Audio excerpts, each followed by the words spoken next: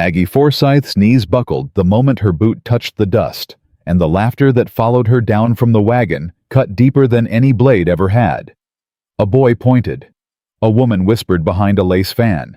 Somewhere near the Mercantile a man hollered, "Reckon they sent us a whole sow instead of a bride jack." She did not fall. She would not fall. Not today. Not in front of them. If you love stories of women who rise when the world wants them broken, subscribe to this channel and ride with Maggie to the very end. Comment the city you're watching from. I want to know how far her story has traveled. The wagon driver did not help her down.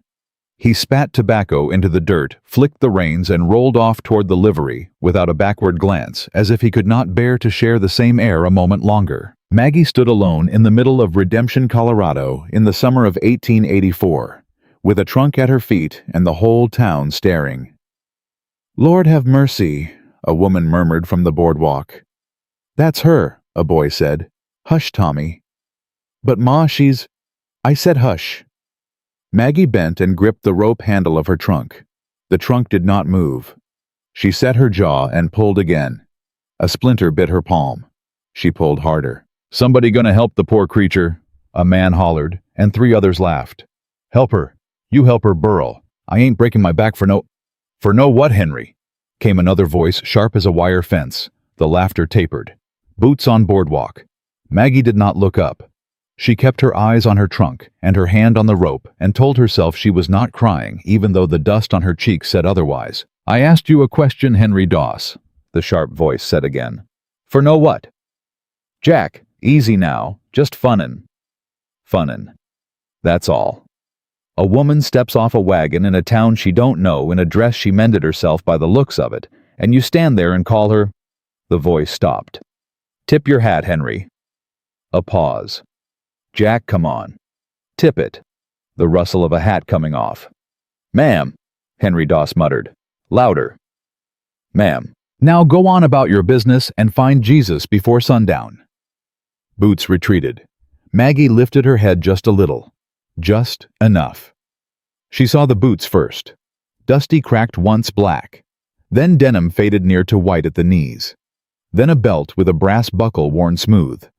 Then a chambray shirt sun-bleached at the shoulders. Then a face. Weathered. Lean. A scar cutting through his left eyebrow. Gray threading the brown at his temples, though he could not have been much past 35. Eyes the color of wet slate and twice as unreadable. "Ma'am," he said, and touched the brim of his hat. "Mr. Forsyth," she said. Her voice came out steadier than she had any right to expect. "Yes, ma'am." "You got a horse, a wagon, or are we walking?" He almost smiled. It was there and gone a flicker at the corner of his mouth. "Wagon. Good." He bent and took the rope of the trunk in one hand and her elbow in the other, and Maggie flinched so hard he let go. "Beg pardon?" he said at once, and stepped back a full pace. "I won't do that again without asking, ma'am." "It's—" She swallowed. "It's the heat." "Yes, ma'am." He was not fooled. She could see he was not fooled. But he let her lie, and he picked up the trunk alone, and he carried it on one shoulder across the street, as though it weighed no more than a sack of flour. Maggie followed him past the Mercantile, and past the whispering women, and past the boy Tommy, who was still pointing past the preacher, standing in the doorway of the little white church with his Bible tucked under his arm, and his mouth pressed into a thin, flat line. "Reverend," Jack said, touching his hat. "Forsyth. Heard tell you had something to say to me this morning. I spoke my piece already, to the widow Hallett. Then speak it to me." The preacher looked past Jack, and his eyes settled on Maggie, and he did not quite wince, but something in his face gathered itself. "I will not perform this ceremony, Jack Forsyth." Maggie felt her stomach drop clean through the soles of her boots. "Come again," Jack said, very quiet. "You heard me. I heard words. I'd like a reason." "The reason is plain." "Make it plainer, Reverend, for the slow among us." The preacher's throat worked. "A marriage is a sacred thing, ordained by God for the procreation of children and the building of Christian families. You, sir?" His eyes darted, "By your own admission cannot father. Go on." And this woman, finish it. This woman is plainly unsuited to the hard labor required of a frontier wife, and I cannot in good conscience bind to such. To such what, Reverend? The silence stretched long enough for Maggie to count 4 beats of her own heart. Say it, Jack said. So my intended can hear you say it. Maggie's hands closed at her sides. She had heard worse. She had. From her own stepfather. From the boys on the train. From the widow Hallett herself, when Maggie had signed her name to the agreement, and the widow had looked at her and murmured, "Well, honey, at least you won't starve." She had heard worse, but it still cut. Unfit, the preacher said at last. Both of you, each in your own way, unfit. Jack set the trunk down in the street. Slow, careful, as though it were an egg and not a cedar chest with iron bands. He took his hat off. He turned it in his hands once, twice, watching the brim. Reverend. Yes. You recall the winter of '79. I do. You recall who rode out in the blizzard and brought your boy back when he got turned around in the north pasture? The preacher did not answer. You recall who it was sat up 3 nights with him while the fever broke? The preacher closed his eyes. I am not asking for thanks, Reverend. I have never asked for thanks. I am asking you to stand in front of God and say that I am unfit. Say it slow. Say it so the Almighty hears it clear. Jack. And then I want you to turn your head and say the same thing about this woman who you have known for 3.5 minutes and whose name you have not had the decency to learn. Say it, Reverend. I'll wait. The preacher said nothing. Jack put his hat back on. Come on, ma'am, he said without looking at Maggie. There's a justice of the peace in Willow Creek who don't mind marrying honest folks. He bent for the trunk. Mr. Forsyth, Maggie said. He stopped. You don't have to. Ma'am, you don't have to marry me. I have a little money. I can go back far as Denver. You can say I turned around in the road. You can tell them I lost my nerve. You can... Ma'am? Yes.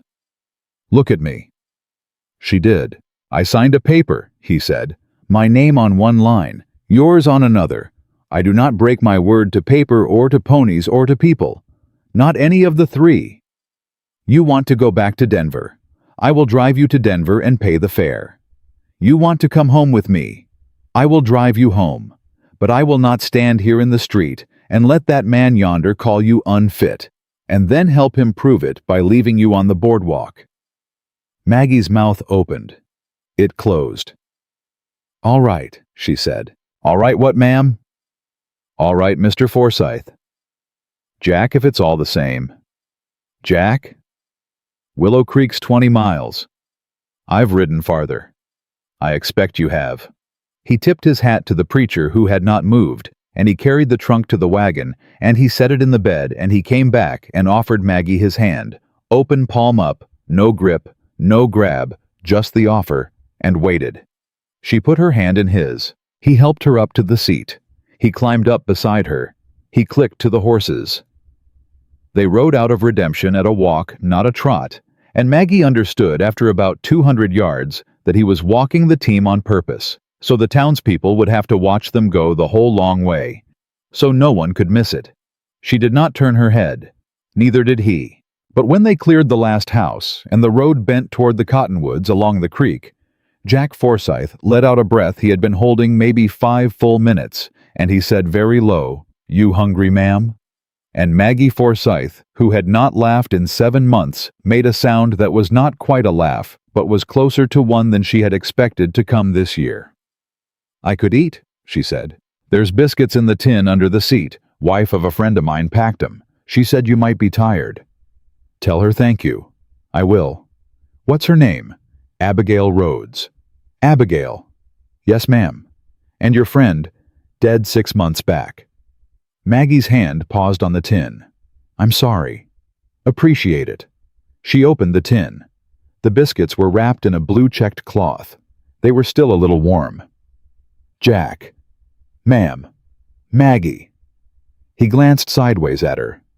"Just once." "Maggie," he said. "Yes." Pleased to meet you, Maggie. And you. The horses walked. The cottonwoods shushed overhead. I should tell you, Jack said after a mile. Tell me what? What the Reverend said back there, about me. You don't owe me. I reckon I do. If we're going to Willow Creek, I reckon I do. All right. He kept his eyes on the road. Apache Arrow. Summer of '76. Took me low in the belly. Doc dug it out in a tent by the San Juan River. I lived, but the doc told me after I'd not likely father any children. I asked him how sure he was. He said sure as a man can be about a thing like that. I see. I told the agency that. In the letter. I told them plain. Said any woman they sent ought to know it before she set foot on the train. They didn't tell me. He nodded once slow. I figured they hadn't. Would you have... Maggie stopped, started over. If you had known what I look like, would you have... Yes, ma'am. You didn't let me finish. Didn't need to. You don't know what I was going to say. I know what you were going to ask. And yes, ma'am, I would have come to the station. I would have tipped my hat. I would have taken your trunk. Same today, same tomorrow, same if you was twice your size or half of it. Maggie looked at him. He did not look back. He was watching the ears of the near horse, which had flicked at a horsefly. Why? She said. Because a man who breaks his word ain't a man, ma'am. Maggie. Maggie. That's the only reason. That's reason enough for today. Is there another reason for tomorrow? There might be. What is it? He chewed on the inside of his cheek. I'll tell you when I'm sure of it, he said. And Maggie Forsyth, who had come west in a dress mended 3 times at the waist, who had been called unfit that very morning in front of God and the town of redemption, who had told herself on the train that she would never expect anything from any man ever again. Maggie Forsyth turned her face away so that Jack Forsyth would not see her cry, and she bit down hard on a biscuit still warm from Abigail Rhodes's oven, and she reckoned that if she was going to die out here on the Colorado frontier this summer, at least she was going to die beside a man who had in front of the whole town tipped his hat to her first. The road bent. The wagon creaked. Behind them a rider came out of redemption at a lope, and Jack Forsyth's hand drifted slow and easy to the stock of the Winchester he kept between his knees. Maggie. Yes. You still got that money you mentioned? Yes. Keep it close. Why? Because the gentleman coming up behind us is named Harvey Mears, and he is not riding out in this heat to welcome you to the county. Maggie did not turn. She did what Jack did. She kept her eyes forward. The hoofbeats grew, slowed, drew even. Forsyth, a voice called, smooth as molasses poured slow. Mears. I see you went through with it. I did. Foolish Jack. Could be. The bank don't lend to fools. Bank lent to you, Harvey. A silence. Then a laugh short and flat. You got a mouth on you today, cowboy. I got a wife on me today, Harvey. Watch your tongue around her. That what you call her, that is what she is. Before a preacher, before a justice, 20 miles from here. 20 miles is a long ride in the sun, Jack. I'll manage. I was speaking to the lady. Maggie turned her head now. Slow, the way Jack had turned his earlier. She looked at Harvey Mears and saw a man her own age, well-groomed pale under a cream-colored hat, with hands too clean for ranch work and eyes that had already measured her up and set her in a column marked easy. Ma'am, Mears said, tipping his hat. Mr. Mears. You know my name. My husband said it. Your husband? Yes. 20 miles from now. Before the sun sets. You are sure about this, ma'am? I can drive you back to town myself. Get you a room at the hotel. Telegraph your people. There is no dishonor in a change of heart. Mr. Mears. Ma'am, the only dishonor I have seen today walked out of a church in a black coat, and I do not intend to add to it by taking the arm of a man who rode 12 miles in the sun to call my husband foolish. The laugh this time was not flat. Well, Mears said, Well, well. Jack, did you know you married a mouth? I suspected. Congratulations. Thank you. I will see you both at the creek crossing Saturday. The loan is due, as you know. I know. Good afternoon, Mrs. Forsyth. Good afternoon. Mears wheeled his horse and rode back the way he had come. The dust rose behind him. Jack did not move his hand from the Winchester until the rider was a dot. Maggie. Jack. You did not need to do that. I know. But I thank you for it. You are welcome. That man. Yes. That man is going to try to take my land. Yes. Before the first snow. Yes. And he may well succeed. Yes. You still want to go to Willow Creek. Jack Forsyth, Maggie said. Drive the team. And he did. The horses eased into a trot. Maggie set the biscuit tin on her lap and did not eat another bite for a long while. She thought about her stepfather. She thought about the boy on the train who had asked her if she had to buy 2 tickets. She thought about the preacher with his Bible tucked under his arm. None of them had said one word to defend her. Not one. In 31 years. And here was a stranger 20 minutes, her husband in promise, if not in fact, who had stood in a Colorado street in July and made a preacher of God lower his eyes. Jack. Yes? The arrow. Ma'am. Maggie. Maggie. Does it still pain you where it was? Some days. Today. No. Liar. He almost smiled again. She caught the corner of it this time before it vanished. Some days, he said quieter. If you need to stop. I do not need to stop. If you do, I will say so, Maggie. All right. They rode. The sun pushed west. The creek ran alongside the road for a mile green and bright. Jack pointed once at a cluster of deer standing in a cottonwood shadow, and Maggie saw them, and for a moment forgot to think about anything else. Pretty. They know we ain't huntin'. How can they tell? Horses are easy, ain't stalkin'. You know a lot about deer. I know a little about a lot of things. That is a useful way to be. It has kept me fed. Maggie smiled. She did not mean to. It happened. Jack saw it. She felt him see it. He did not comment. He clicked his tongue at the horses. Willow Creek in an hour. Then what? Justice Parnell, I rode ahead. He knows we are comin'. Did you tell him? About me. Yes. About me.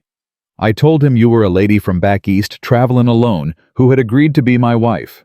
That is what I told him. That is all he needed to know. Thank you. Ma'am. Maggie. Maggie. How far from Willow Creek to your home? Our home. She stopped breathing for one beat, then another. Our home, she said. 8 miles, due west. The cabin sits on a rise above Forsyth Creek. Creek's named after my father. He came in 56. Is he? Died in 71. Mother went the winter after. I am sorry. Long time ago. It does not matter how long. He looked at her, then the first true long look he had given her all afternoon, and Maggie saw something flicker in the slate of his eyes that had not been there at the wagon in Redemption, and she did not know what to call it, but she felt it land somewhere under her ribs and settle there warm like a coal. No, ma'am, Jack Forsyth said. I reckon it does not. The road bent west. The sun began to slide, and Maggie Forsyth rode toward Willow Creek with a stranger for a husband, a rich man at her back who wanted her ruined a cabin 8 miles past the justice of the peace. And for the first time since she had been 12 years old, a small, stubborn, foolish, shining thing inside her chest that felt against all reason and against all evidence, almost like hope. Willow Creek was not much. A single street, a bank, a stable, a general store, and at the end of it all, a low wooden building with a hand-painted sign that read, Parnell, J.P. Attorney at Law, in letters that had started out black and gone the color of weak coffee. Jack set the brake. He climbed down. He came around and offered Maggie his hand, palm up, same as before. She took it. Last chance, Maggie. For what? To change your mind. Jack Forsyth?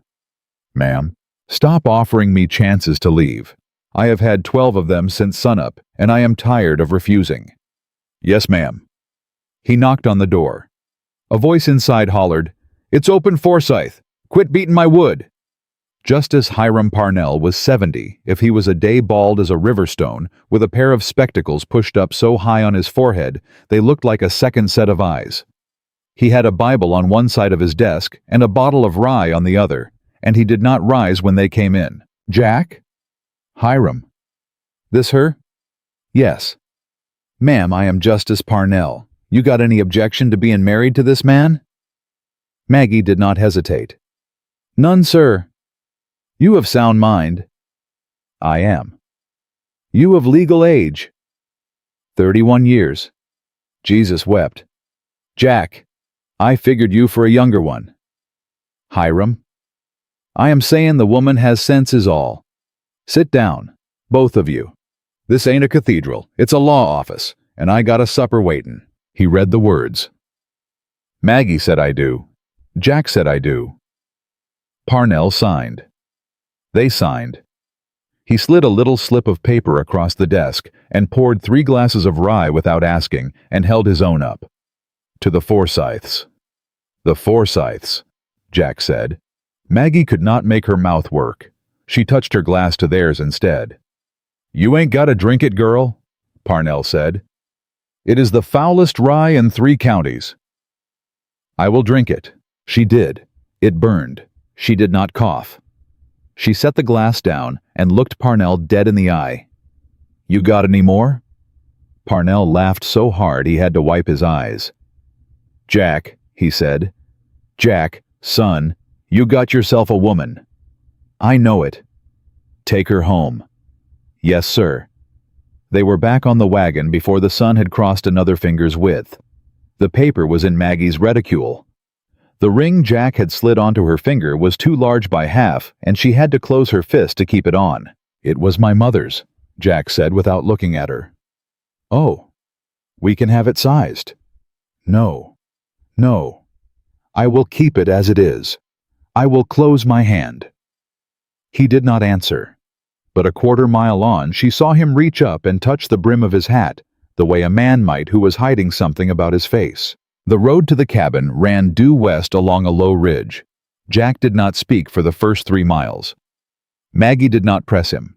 She had learned in her life that men who did not speak were often men who were thinking hard, and men who were thinking hard sometimes said the truest things when you did not ask.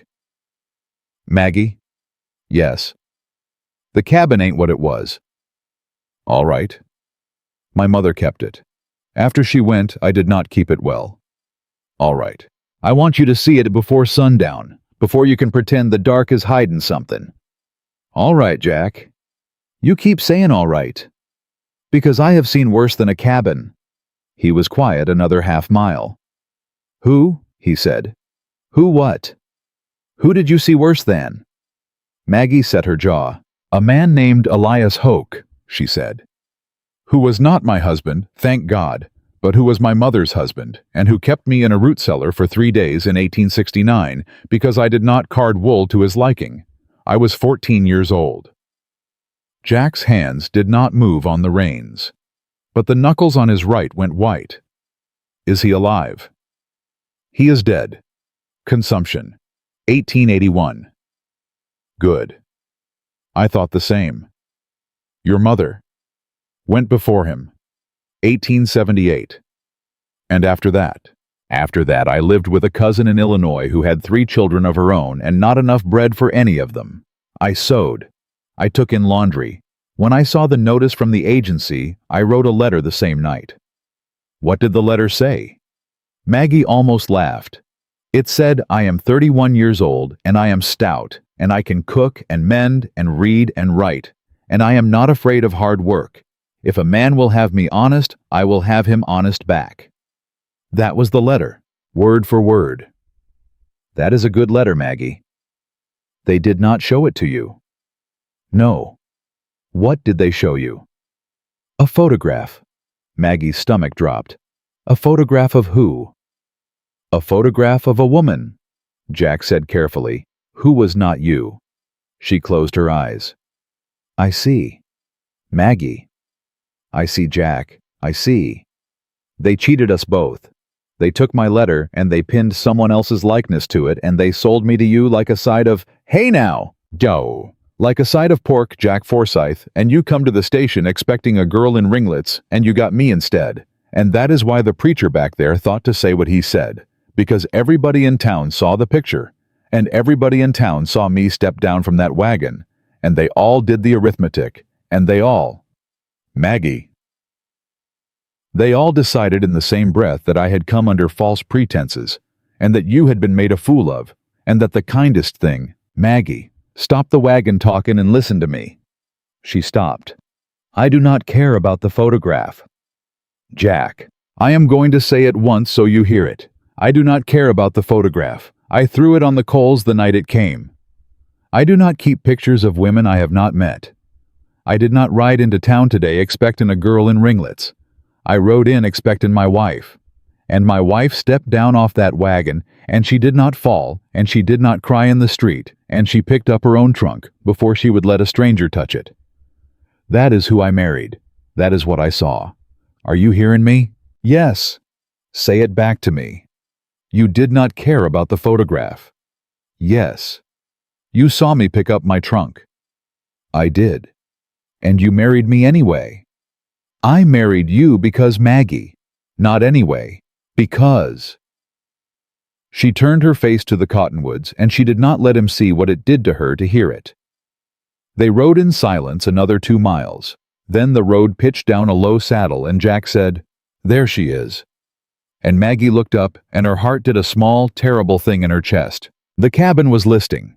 Not falling, but listing like a drunk man on a fence. The sod roof had sagged at one corner, and a piece of the eave had come loose and hung like a broken wing. The chimney was missing 3 stones. The door was a door, thank God, and the windows had glass in them, thank God. But the yard was waist-high in dry summer grass, and a length of fencing lay on the ground where it had fallen and been left. Oh, Jack. I told you. You did. It was not always like this. I know it. My mother planted those roses yonder. I did not water them. There are roses. Under the grass, somewhere. We will find them. He looked at her. We, he said. Yes. You have known this cabin 9 seconds, Maggie. I have known it long enough. Drive the team, Jack. I am tired, and I want to see the inside of my house. He drove the team. Inside was worse. She had known it would be. A man alone in grief for 15 years does not sweep. The table was gray with dust. The tin cups on the shelf had grown skins of something she did not want to examine. A nest of mice had set up in the cold stove, and a nest of something larger had set up in the rafters. The bed in the corner had 1 quilt and no sheet, and the pillow was flat as a griddle cake. Maggie stood in the middle of it all, and she did not cry, and she did not speak. Jack set her trunk down by the door. You can sleep in the bed, he said. I will sleep in the barn. You will not. Maggie. You will not sleep in the barn in your own house on your wedding night. That is a shameful thing for a man to do, and I will not let you do it. I did not mean, I know what you meant. You meant to give me privacy. You meant to be kind. I appreciate it. And I am telling you now, Jack Forsyth, I will sleep on this side of the bed. You will sleep on that side of the bed. There will be a quilt between us folded long if you like, but you will sleep in your own house. He took his hat off slow. Yes, ma'am. Maggie? Maggie? Now. Where is the broom? Maggie, it is near sundown. You have been traveling 2 weeks. You rode in a wagon 20 miles today in the heat. You do not have to. Jack. Yes. I cannot sleep in this dust. Where is the broom? He went and got the broom. She swept. She swept for an hour. She coughed and she swept and she made him haul the mattress outside and beat it with a stick until the dust rose up off it like smoke from a pyre. She found a quilt in her trunk that her own mother had pieced in 1867, and she spread it over the rope bed, and she found a sheet too yellowed at the folds, and she spread that beneath. She set a tin cup of water on the little crate that served as a bedside table. She set her Bible beside the cup. Jack watched her from the doorway with his hat in his hands. Maggie. Yes. I have not seen that bed made up since my mother died. I know. Thank you. Do not thank me, Jack. It is my bed too now. He did not come in at first. He stood in the doorway and he held his hat in his hands, and she saw plain as day, the man behind the man. The boy who had watched his mother die in that bed. The grown boy who had not been able to bring himself to touch it after. She saw it all cross his face in the space of about 3 seconds, and she did the only thing she could think to do. She walked across the room, and she took his hat out of his hands, and she hung it on the peg beside the door. Supper, she said. I saw beans in the cupboard. You have got salt pork. I will make us something. I was going to, Jack. Yes, ma'am. Sit down. He sat. She cooked. She cooked like she had cooked for the cousin's 3 children in Illinois, which was to say quickly and with not quite enough of anything, and with attention to whether the man at the table was actually eating or just pushing food around to be polite. Jack ate. He ate 2 platefuls. He did not speak. When he was done, he set the fork across the plate, and he looked up at her. Maggie. Yes. I will fix that eave tomorrow. Good. And the fence. Good. And the chimney stones. Good. The roof will take longer. I will need to cut new sod. There is a place down by the creek. How long? 4 days if the weather holds. It will hold. How do you know? I have decided. He almost laughed. She saw it, the flicker. It did not come out of his mouth, but it came into his eyes, and she hooked it, and she reeled it, and she would have it later. She swore to herself she would have a full laugh out of this man before the summer was through. They slept that night with the quilt folded long between them. Neither one of them slept well. She heard him breathing. He heard her breathing. Neither pretended they did not. Sometime in the blackest part of the night she whispered, Jack. Yes.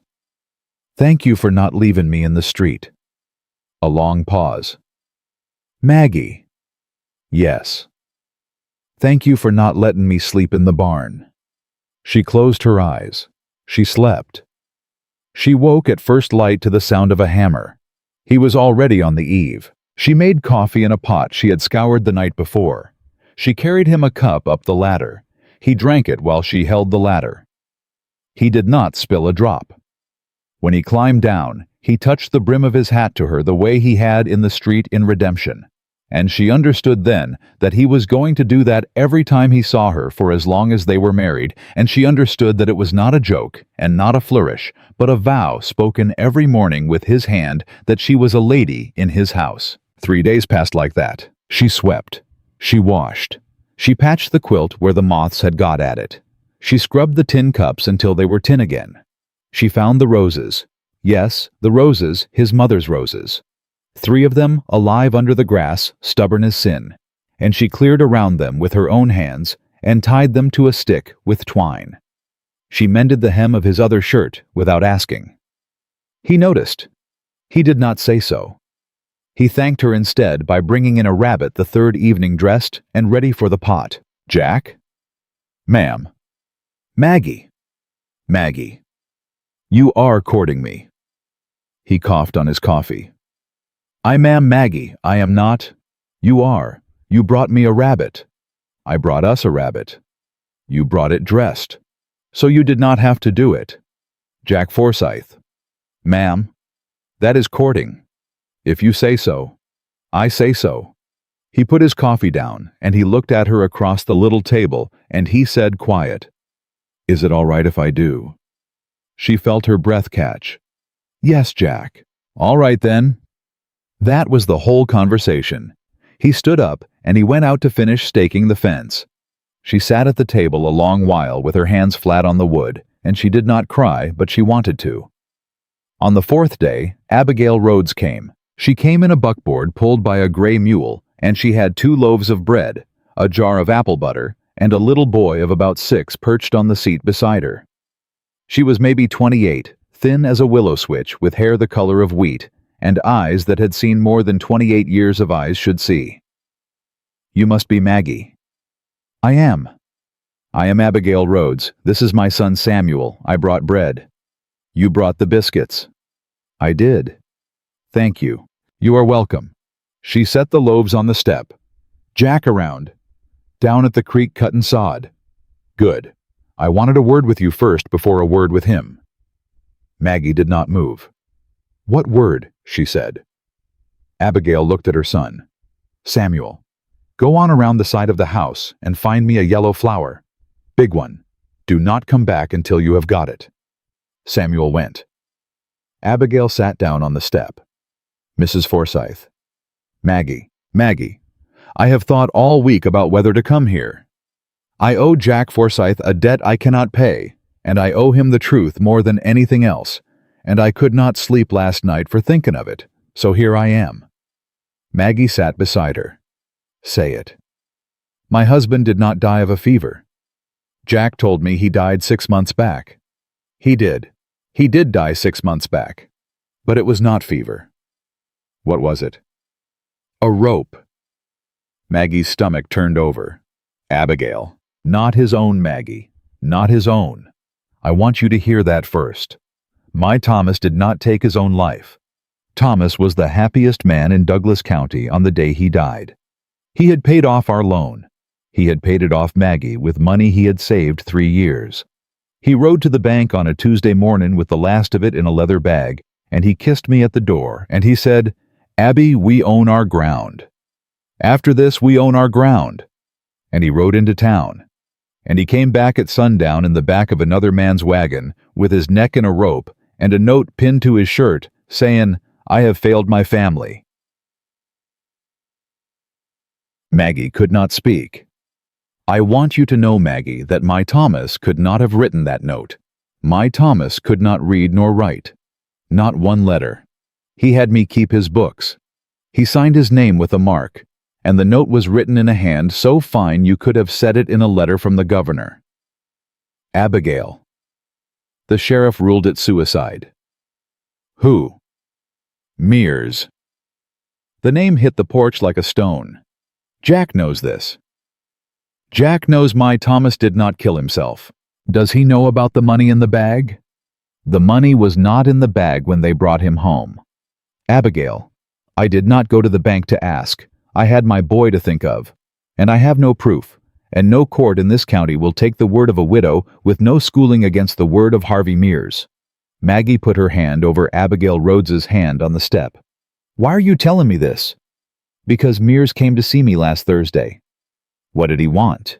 "He wanted to buy my land for half of what my Thomas paid. He said I could not work it alone. He said he would be generous because of his long friendship with my husband. He said if I did not sell, the taxes would come due in September, and I would lose it anyway and get nothing." "What did you tell him?" "I told him to get off my porch." "Good. And then he said, 'Maggie, hear me.' He said, 'Mrs. Rhodes, I would so hate for a woman alone to come to harm out here on the frontier. There is talk of raiders. There is talk of fires.' That is what he said to me, and he said it with his hat in his hands and a smile on his face. And I knew right then that my Thomas had not hanged himself in any barn, and I knew what it meant for me, and I knew I had one friend left in this county, and that friend was riding into redemption that very morning to meet his bride off the wagon." Maggie's hand closed hard around Abigail's. "The loan," she said. "The one Mears has on Jack. It is due Saturday." "Yes." "How much?" "Jack has not told you." "No." $412. Maggie felt her mouth go dry. "Do you have any of it?" "Jack has maybe 100 if he sold the mare." "He will not sell the mare." "He might." "He will not. I know him 4 days, and I know he will not." Abigail looked at her a long time. "You love him," she said. "I do not know him well enough to love him." "Maggie, I do not." "Maggie, I married my Thomas on a Tuesday and loved him by Friday, and I buried him 11 years later and loved him worse than ever. A woman knows." Maggie did not answer. "Samuel," Abigail called. The little boy came around the side of the house with a fistful of dandelions. "Those are weeds, honey." "They're yellow. They are yellow. You are right." She bent and kissed his hair. "Go put them in the wagon. We are going home." "Ma." "Yes, baby." "Is the lady going to be our friend?" Abigail looked at Maggie. Maggie looked at Samuel. "I am your friend already," Maggie said. "We do not have to ask." The boy considered this gravely. "All right," he said. Abigail stood. She squeezed Maggie's hand once hard. "There is more," she said. "More than what I told you. Tell me." "Not today. I have said enough today. But come to my place Friday if you can, before the loan comes due. There is something I have kept in a Bible 3 years, and I never knew whether to show a soul, and I think it is time I did." "What is it?"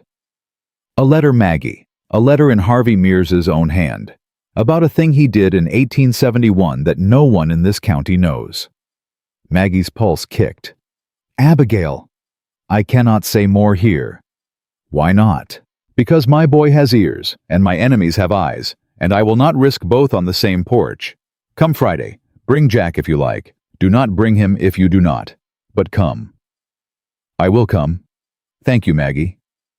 "Thank you, Abigail Rhodes." She watched the buckboard until it was a dot. When Jack came up from the creek an hour later, sweat-soaked and burned red across the back of his neck, he found his wife sitting on the step with her hands folded tight in her lap and her eyes on the road. "Maggie." "Jack." "You are white as a sheet. What happened?" "Abigail Rhodes was here." He set down the shovel. Slow. "What did she say?" "She said her husband did not hang himself." Jack did not speak for 10 full seconds. "I know it." "You know it." "I have known it 6 months." "Jack." "Maggie." "You did not tell me." "We have been married 4 days, woman." "That is 4 days you could have told me." He sat down on the step beside her. He took his hat off. He turned it in his hands. "I did not tell you because I did not want to bring it into this house yet. I did not tell you because I have $111 to my name, and a loan for $412 due Saturday, and a neighbor in a grave and no proof of anything, and I did not want you to lie awake your first week of marriage thinking about ropes. That is why I did not tell you. Is that good enough?" "Yes." "Good. Abigail wants me to come Friday." "What for?" "She has a letter, in his hand, about 1871. Jack went very still. "What about 1871? "She did not say." "Maggie." "Yes." "In 1871 my father died." The porch went quiet. "You do not think." "I think nothing yet, Maggie. I think nothing until I see the letter. But you will not go alone on Friday. We will go together, before the loan is due. And if the letter says what I am afraid it says, then Harvey Mears is going to have a harder Saturday than he has planned." "Jack." "Yes." "He sent a man to threaten her. He said there was talk of fires." The knuckles on Jack's right hand went white again, the same way they had when she had said the name Elias Hoke. "Did he?" "Yes." "All right." "All right what?" Jack Forsyth stood up. He put his hat back on. He looked out across his ragged yard at the sorry little fence he had restaked that morning, and at the sod roof he had not yet finished, and at the roses his mother had planted in 1868. And he said slow and even, "All right, Maggie Forsyth. Then Saturday comes when Saturday comes. And I will tell you now, no man threatens a widow and her boy on land that adjoins mine and sleeps easy in this county while I am still drawing breath. Loan or no loan, proof or no proof, he has crossed a line he does not know he crossed." "What line?" "My line, Maggie." He walked off toward the barn. Halfway across the yard he stopped. He turned. "Maggie." "Yes. You are not to go anywhere on this place without me from now until Saturday." "Jack." "I mean it." "I hear you. Not to the creek, not to the garden, not to the road. Do you hear me?" "I hear you, Jack." "Good." He went into the barn. Maggie sat on the step a long time with her hands folded in her lap and her wedding ring turned in on her palm, and she thought about a rope and a letter and a barn. 11 years ago that she had never seen, and a man in a cream-colored hat who had tipped it to her on the road 2 days past, and she understood fully all at once, as a woman sometimes understands things, that she had not come west to be a wife. She had come west to be a witness. And somewhere out beyond the cottonwoods along Forsyth Creek, a single thin column of smoke rose up into the summer sky from a direction that was neither the cabin, nor the barn, nor the town of Redemption. And Maggie Forsyth stood up slow from the step and shaded her eyes and watched it climb, and she did not call for Jack yet, because she wanted for one more second to be sure. She was sure. "Jack," she said, loud, clear, steady. "Jack." He came out of the barn at a run. Jack came out of the barn with the Winchester already in his hand. "Where?" "Northwest, past the second rise." He squinted. He saw it. His jaw set so hard Maggie heard a tooth click. "That's the Rhodes place." "Oh, God. Get in the wagon." "Jack, get in the wagon, Maggie." She ran. He was already throwing the harness on the team when she reached the barn. She had never seen a man harness 2 horses so fast. He did not curse. He did not speak. He worked, and the only sound was leather and buckle, and the small, hard grunts of a man who had been in a hurry before and remembered how. "Jack the little boy." "I know." "Samuel Jack, he was just here." "I know, Maggie." He threw the Winchester under the seat. He lifted her up with both hands at her waist, like she weighed nothing, and she was a woman who had never in her life been lifted by a man, as though she weighed nothing, and some part of her, some foolish part, she would account for later, flared warm at it, even in the middle of smoke and terror. "Yah!" The team lunged. They went overland, not the road. Jack cut through his own hay meadow and jumped a low ditch, and Maggie grabbed the seat with both hands, and the wagon came down hard, and she did not make a sound. Through the cottonwoods along the creek, up the far bank at an angle that should have broken an axle. Jack did not slow. "How far?" 2 miles. "How fast can we?" 8 minutes if the harness holds." "Will it hold?" "It will hold." The smoke was black, not gray. Black meant something more than grass. "Jack." "Yes." "If that is the house." "Do not say it yet." "Jack." "Do not say it yet." "Maggie." She closed her mouth. They crested the second rise at a gallop, and Maggie saw it, and her hand went to her mouth, and the prayer she started did not finish because it did not need to. It was the barn. Not the house. The barn. Oh, thank God. Do not thank him yet. Why? Because somebody said it. The barn was fully gone. The house stood. Abigail Rhodes stood on the porch with a shotgun in her hands and her boy behind her skirt and 2 men on horseback 50 yards off in the yard.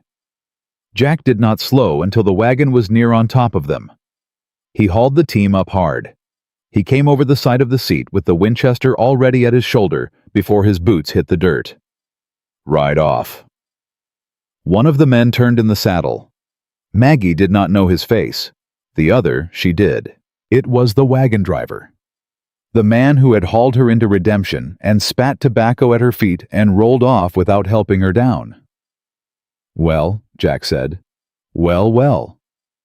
"Forsyth, this ain't your business." "Burl Doss, you on Mears's pay now." "I am on whoever's pay puts bread on my table." "Ride off, Burl." "We was just talking to the widow." "Barn's burning, Burl." Barn caught a spark. "From what?" "From the dry summer, Jack. You know how these things go." Jack walked forward, slow. The Winchester did not waver. "Burl, I am going to ask you one time, and then I am going to stop asking. Did you set that barn?" "Jack, did you set it?" The second man moved his hand toward his hip. Jack did not look at him.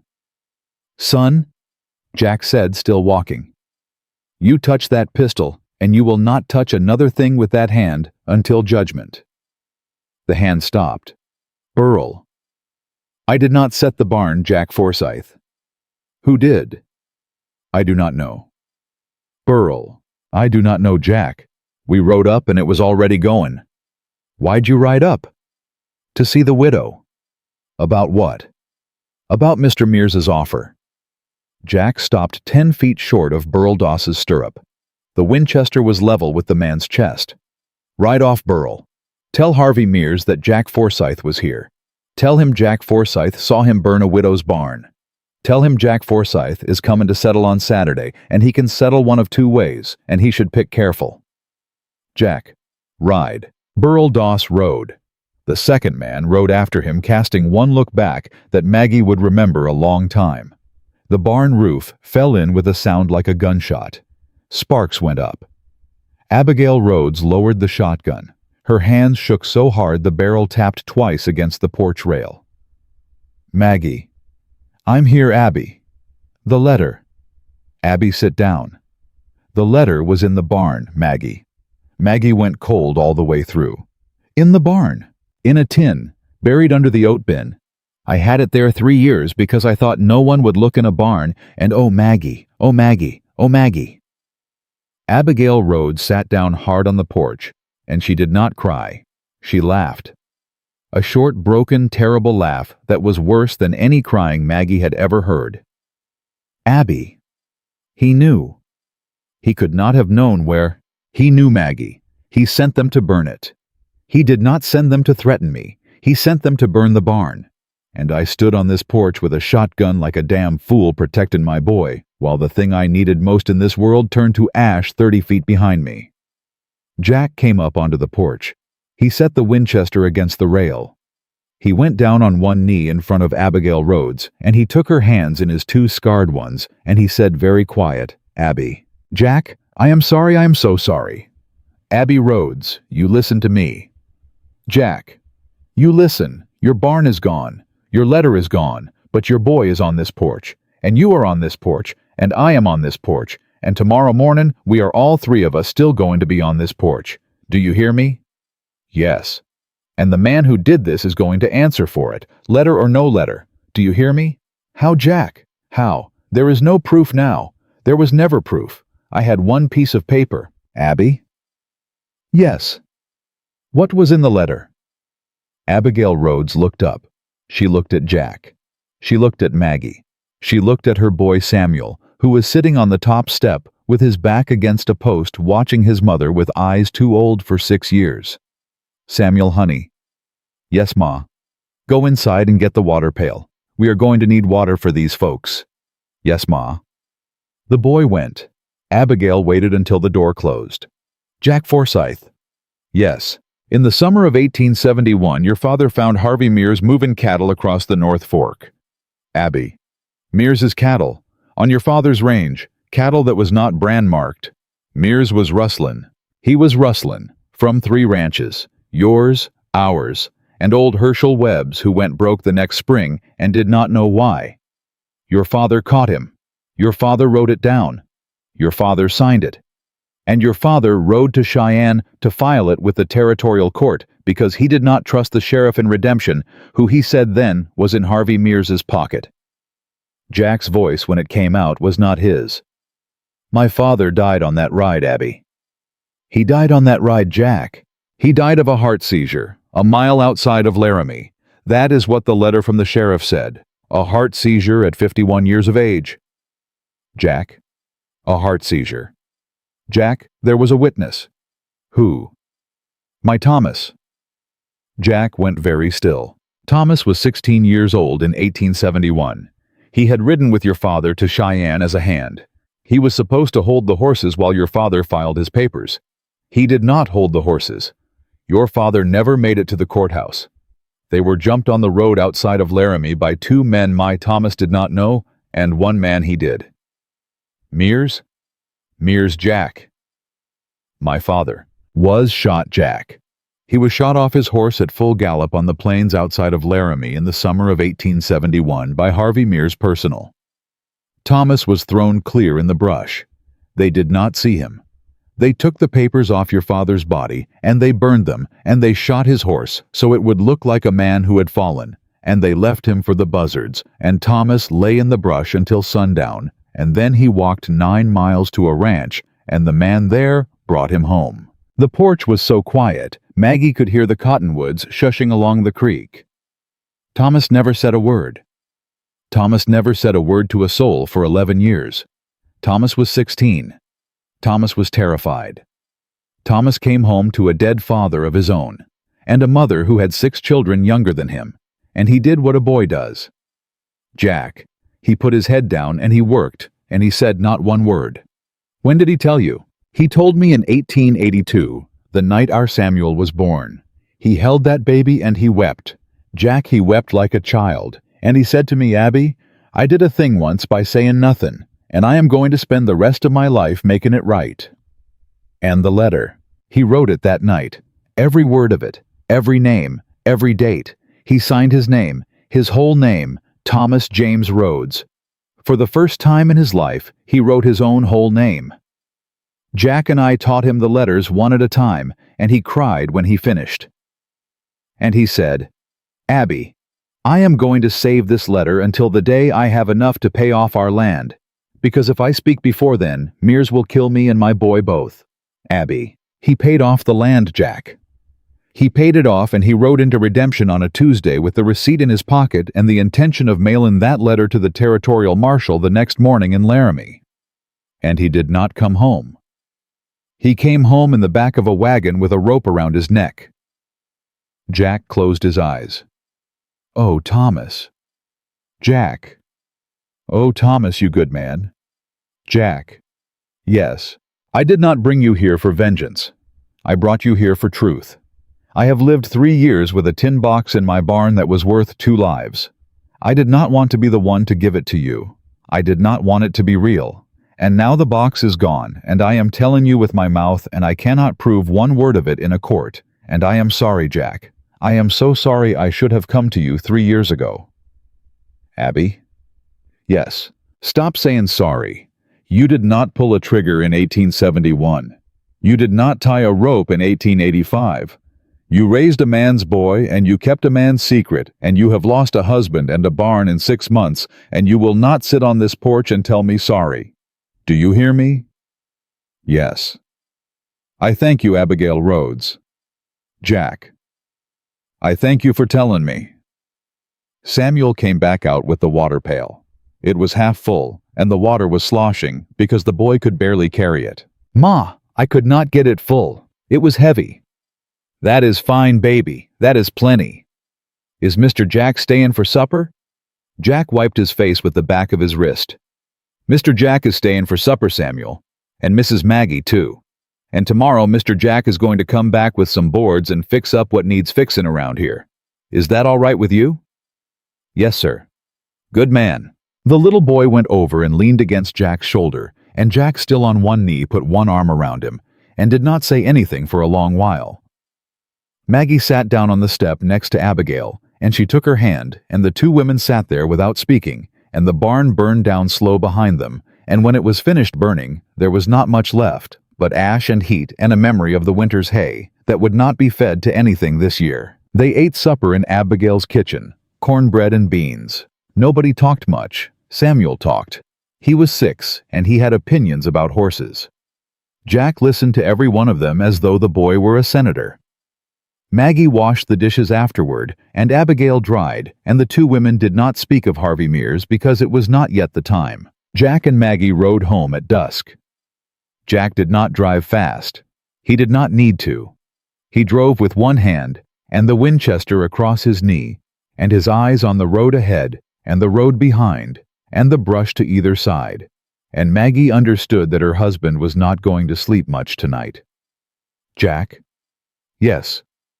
What do we do? I am thinking. Think out loud. He did not answer for a quarter mile. Maggie? Yes. The loan is due Saturday. I know. I have $111. I know. I need $412. I know, Jack. If I do not pay, Mears takes this land under the contract. If I do pay, Mears has no excuse to come on this land ever again. That is the plain arithmetic. Yes. And we cannot raise $301 by Saturday. No. So here is what I am thinking. Tell me.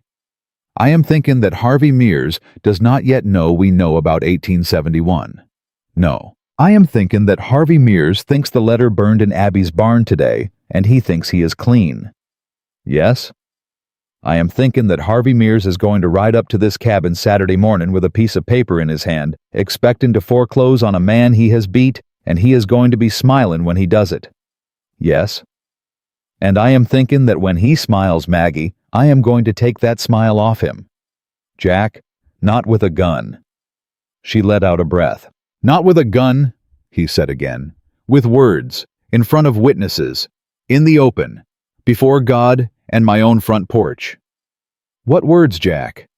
I do not have the words yet. Jack, I will have them by Saturday. Jack Forsyth. Yes. You do not have them yet because you are trying to make them yourself. Let me help you. He turned his head. He looked at her. For the first time since the barn, she saw him smile. Not a flicker. A whole smile. Tired and grim and proud. Maggie Forsyth. All right? All right. Tell me what you are thinking. I am thinking that you said $301 by Saturday is impossible. It is impossible. It is impossible for one man. It is impossible for one family. What about for 3 families? Maggie.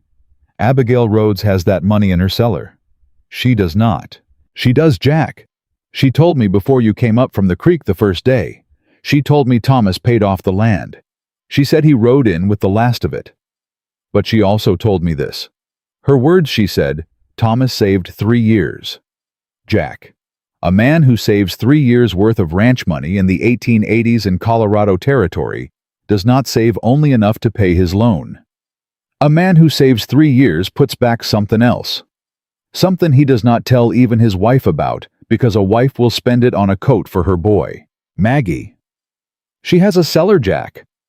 How do you know? Every woman on a homestead has a cellar, and every woman who has a husband who saved 3 years knows where her husband hid his something else. She knows Jack. Even if she has not gone down and looked, she knows. You want me to ask a widow for money. I want you to ask a neighbor for a loan. Maggie. Jack. Harvey Mears has killed both our fathers-in-law, yours by bullet, hers by rope.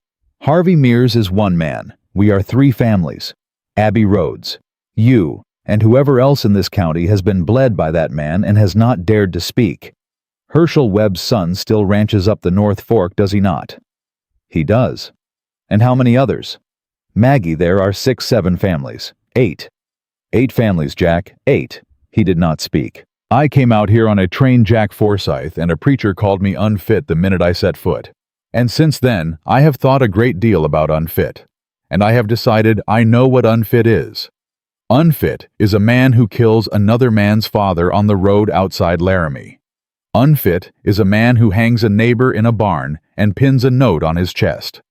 Unfit is a man who burns a widow's barn at noon to destroy a letter he does not know was in the box in the oats.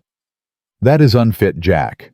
Not me, and not you, and not Abigail Rhodes, him. And I will tell you what I am going to do on Saturday. I am going to ride with you to every one of those 8 families between now and then, starting at first light tomorrow, and I am going to stand on each of their porches, and I am going to tell them what I know, and I am going to ask them if they are ready after all these years to stop being afraid. Maggie. Yes. That is the speech you gave yourself on the train, ain't it? She laughed. It came out wet. Some of it. Will you give it to me again on the porch before we go to bed tonight? I will give it to you every night, Jack, until the day you are sick of it. He did not answer, but he reached across the seat slow, and he put his right hand over her left hand where it rested on her knee, and she turned her hand under his, and she laced her fingers through his fingers, and neither of them said a word for the last mile. At the cabin, he did not let go her hand until he had to set the brake. He unhitched the team. He fed the horses. He came inside. He set the Winchester over the door on the 2 pegs he had nailed there the second morning. He took off his hat. He hung it. Maggie. Yes. You are going to write it down. Write what? Every word Abby said on the porch this afternoon, every name, every date, every man in it, you and me at the table tonight, and you are going to write, and I am going to talk. And when we are done, there is going to be a letter in this house that says the same thing that letter in Abby's barn used to say. And then, I am going to sign my name at the bottom. And I am going to ride to Willow Creek at first light tomorrow, and I am going to put that letter in Hiram Parnell's hand, and I am going to have him witness it, and I am going to have him lock it in his safe. And then Harvey Mears will not have destroyed anything on this earth but a barn. Maggie's eyes filled. Jack. Yes. That is why Abby told us today. She said she wanted the truth on this porch, not a tin box, a mouth. Yes, Maggie. We should go back for her tomorrow, and she should sign too. And Samuel is too young, but she can sign as the boy's mother and his witness. Yes. And Herschel Webb's son, if he will come. Yes. And then all 8 families. Yes. Jack. Yes. This is not just about your loan. No, Maggie, it is not. It is every family that man has touched in this county for 15 years. Yes. And we are doing it all in 3 days. Yes, Maggie. Jack Forsyth. Yes.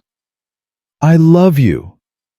It fell out of her mouth before she knew she was going to say it. The silence afterward was the loudest silence she had ever heard in a room. Jack did not move. She did not take it back. Maggie. It is all right, Jack. You do not have to. Maggie, hush. She hushed. He came across the room slow. He stopped 3 feet short of her.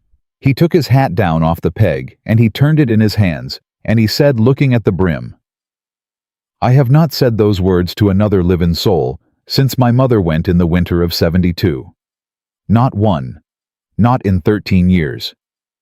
And I have thought about them plenty, and I have never had occasion to say them, and I did not think I would ever again. And then you stepped down off a wagon in Redemption on Monday. Jack. Maggie Forsyth. Yes. I have been trying all week to find a way to say this that would not scare you off, because I did not know when you would be ready to hear it, and I have decided tonight that I am done waiting to see if you are ready. I love you. I loved you the minute you picked up that trunk. I loved you worse when you told the preacher nothing, and you walked past him without crying. And I loved you most of all on that porch at Abby's, when you sat down next to her and you took her hand without saying a word. I love you, Maggie. That is the second reason I told you was for tomorrow. I have had it ready for 3 days. She could not speak. He put his hat on the peg. He walked to her and he put his hands on her shoulders, careful as a man handling something breakable, and he bent, and he pressed his forehead to hers, and they stood like that a long while without a kiss, because they both understood, each of them knowing in their own way, that a kiss would be for some other night, and this night was for the forehead and the hands on the shoulders, and the plain flat word love said out loud, after 13 years and 31 years, and 1 lost father and 1 lost husband, and 1 burning barn 2 miles away. Jack. Yes. Get the paper. Yes, Maggie. They sat at the table. He talked. She wrote. She had a good hand.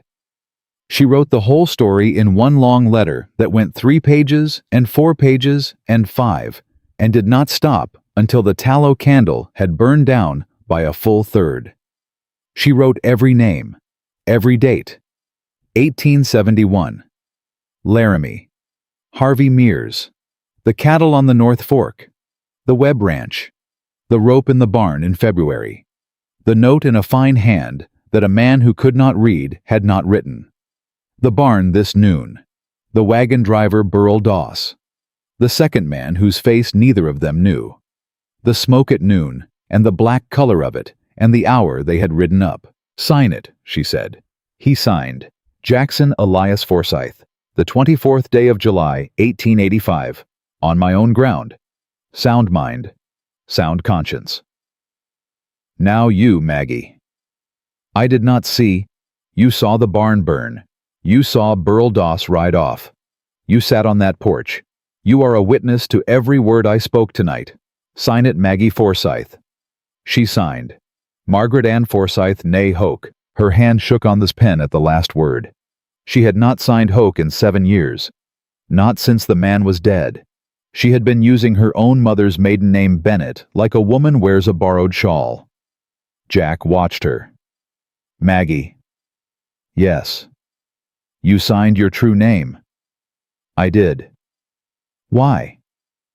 Because every other name on this page is a true name, and because my true name belongs on a paper that brings down a man who killed your father. Jack Forsyth reached across the table. He took her hand with the ring on it. He kissed her knuckles once. He did not say another word. In the black heart of the night, around 2, by her reckoning, Maggie Forsyth lay in bed with the quilt between them, and she said very quiet, Jack. Yes. Somebody's riding up the road. He was out from under the quilt with the Winchester in his hand before the sentence was over. She went to the window. A single horse. Walking. No lantern. Jack! I see him. The rider stopped 50 yards short of the porch. He did not dismount. He called out in a voice Maggie knew. Forsyth, it is Herschel Webb's boy, Caleb. I am alone. I mean no harm. I have something to tell you that cannot wait for mornin'. Jack stood a long moment with the rifle at his shoulder. Then he lowered it. He walked out onto the porch in his bare feet with the rifle across his arm, and he called out into the dark, Step down off the horse, Caleb Webb. Slow. Hands where I can see them. The rider stepped down. He walked forward into the square of pale light that came from the open door. He was a young man of maybe 25, lean and sun-browned, and he had been crying. Maggie could see the tear tracks clean through the dust on his face. Mr. Forsyth? Yes. They killed my father 2 hours ago. Jack's hand on the Winchester did not move. Say that again, son. They killed my father, Mr. Forsyth. Who? Burl Doss and 2 others I did not know. How? Shot him in his own kitchen, through the window. He was drinking coffee at the table. Maggie was out on the porch with a shawl over her nightdress before she knew she had moved. Caleb Webb, come inside. Ma'am, I cannot sit. If I sit, I will fall. Then stand inside. We are not doing this on a porch. The young man came up the steps. His knees buckled once on the top one. Jack caught him by the elbow. They moved together into the cabin like 2 men carrying a third, though it was only Caleb Webb, 25 years old, whose father had been alive at supper. Where is your mother, Caleb? Dead 6 years, ma'am. Any brothers, sisters? 1 sister, married off to Kansas. 1 brother, 12. I put him on a horse 2 hours ago, and I sent him up the creek to the Mendoza place. They will keep him till I come. Good boy. Ma'am. Sit down. He sat. Jack set the Winchester across the table. He poured coffee from the pot on the stove, cold and black, and he put the cup in Caleb Webb's hands, and he closed Caleb Webb's fingers around it. Drink, son. I cannot, drink. The young man drank. Now tell me from this beginning, Caleb. Slow. Every word. Do not leave out one thing. Caleb Webb set the cup down. His hand shook so badly the coffee sloshed. My father took a letter yesterday morning. Somebody left it at the gate. It said he should come to the creek crossing at sundown if he wanted to know what happened to his cattle in 1871. Jack went still. My father read that letter, and he set it down on the table, and he looked at me, Mr. Forsyth, and he said, I will remember this till I die. He said, Caleb, I have waited 14 years for someone to put that in writin'. And then he stood up, and he put on his hat, and he went to the barn, and he saddled up. Did he go to the crossin'? He did. And nobody came, Mr. Forsyth. Nobody. He waited 2 hours. Then he came home. He sat down at the table, and he was drinking coffee, and he was telling me he reckoned it was a trick of some kind, and I should ride over to you in the mornin' and tell you about it because he trusted you, and he was about to say more, and the window broke. Maggie put her hand over her mouth. How many shots? 3. The first took him. The other 2 put out the lamp and broke a plate. Did you see them? I saw Burl Doss on his horse from the back window. I saw him clear. He was laughin', Mr. Forsyth. He was laughin'. Jack closed his eyes. Caleb. Yes, sir. Your father never had a cattle loss in 1871 that I knew of. He never spoke of one, no, sir. But the letter said. So somebody wrote your father a letter knowing he would come running, and while he was out at the crossin', they set up the window, and when he came home, they took him. Yes, sir. So your father was bait?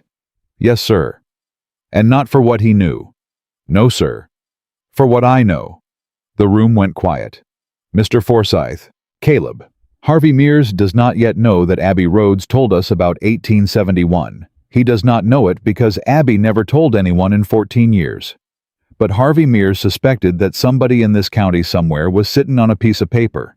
And today at noon, he burned Abby's barn because he thought it was in there. And tonight, he shot your father because he thought he was the other man who knew. He is cleanin' house, Caleb. He is cleanin' house for Saturday mornin'. Caleb Webb started to cry, silent, just the tears. He did not move to wipe them. My father never knew Mr. Forsyth. I know that now, son. My father died for something he did not know. I know it, Caleb. He was drinking coffee. I know. He was drinking coffee and telling me you were a good man, and he died for it. Jack Forsyth sat down across from Caleb Webb, and he put both his big, scarred hands flat on the table, and he did not speak for about 20 seconds. Then he said, Caleb Webb, look at me. Yes, sir. Your father died because a bad man got scared of him, not because of anything you did, not because of anything your father did, because a bad man knew Saturday was coming, and he got scared. Your father was a good man in the wrong county at the wrong hour, and that is not a thing you get to undo, and it is not a thing you carry. Do you hear me? Yes, sir. I am going to ask you now if you want vengeance or if you want justice, because they are not the same thing tonight, and I need to know before the sun comes up which one I am riding with.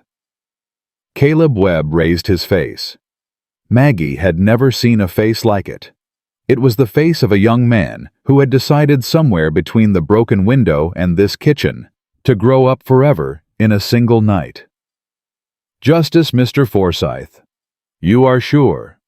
I am sure. Justice will take longer. It will not feel as good. My father did not raise me to do what felt good. Jack nodded once.